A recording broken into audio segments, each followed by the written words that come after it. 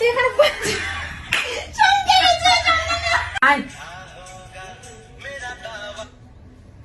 তুই এখানে বসে বসে ফোন ঘাটছিস, দেখতে পাচ্ছিস না কতগুলো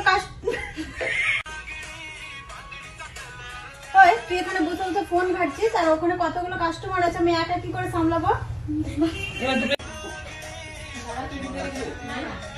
তুই এখানে বসে বসে ফোন ঘাটছিস কত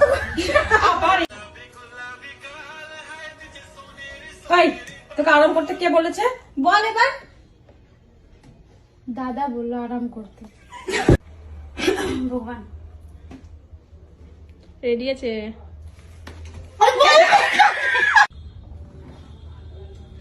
দাদা বললো।